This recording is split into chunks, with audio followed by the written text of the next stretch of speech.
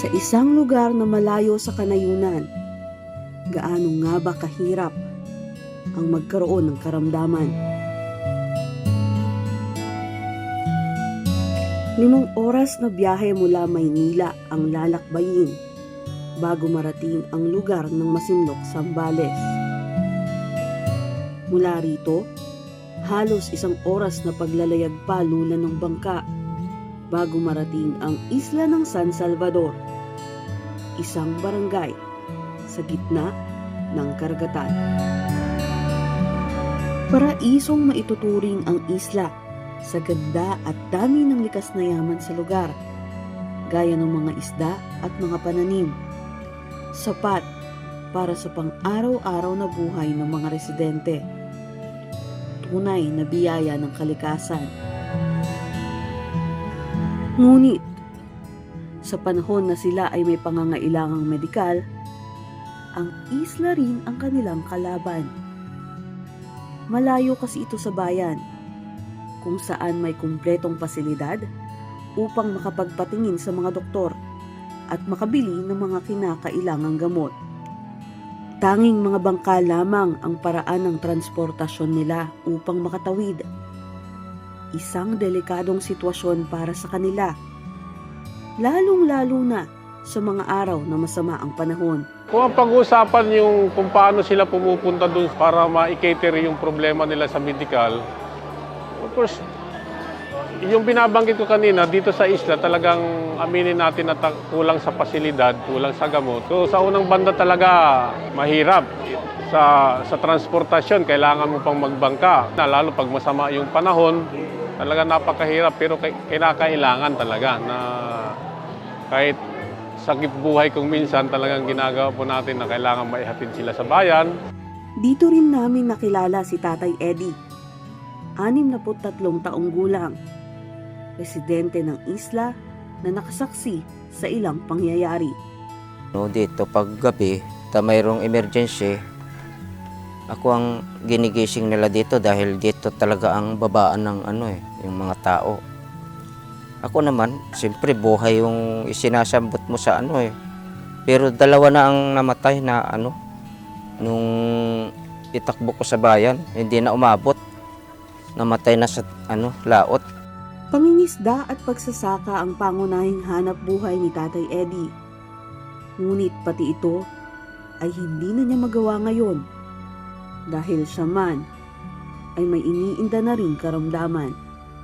Matagal na sumasakit pero hindi ko sinasabi sa pamilya ko, sinasarili ko lang. Pero lumalaot pa ako, tinitiis ko akala ko hindi sasakit ng ganon.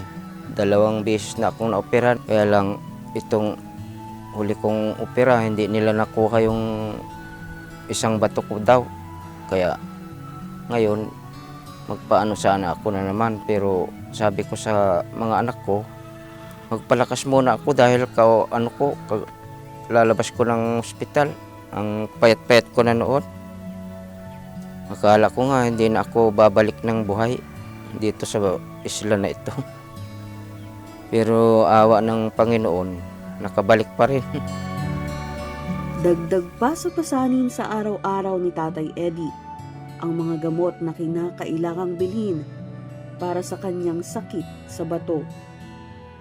Siguro kung matulungan nila akong mayroong gamot para sa ko sa bato, magpapasalamat ako sa Panginoon kung mayroon akong gamot na nadalang dito sa medical nyo.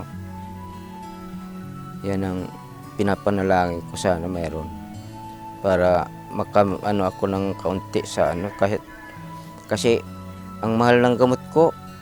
Minsan ako magbili ng gamot 3,000, 2,000. Kaya naman nang malaman niyang magkakaroon ng medical mission sa kanilang lugar, hindi siya nagdalawang isip na samantalahin ang pagkakataon para makapagpa-check up at makahingi ng gamot na kailangan para sa kanyang sakit.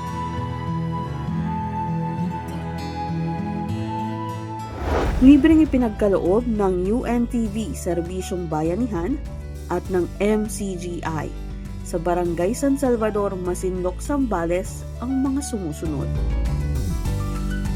Medical adult consultation, dental checkup and extraction, optical consultation with free reading glasses, libreng gamot, legal consultation, libreng gupit para sa mga kalalakihan, at may libreng pagkain rin para sa lahat. Bukod dito, mayroon ding libreng serbisyo mula sa government agency, gaya ng Social Security System o SSS. Salamat sa Diyos at sa mga nagpunta dito na nagbigay ng tulong sa amin. Kaya maraming salamat po sa inyong lahat na punta ditong tumulong, lalo na sa mga kasama nyo, sa doktor, nursing. Sayahin nga sila pati si Kapitan masaya din.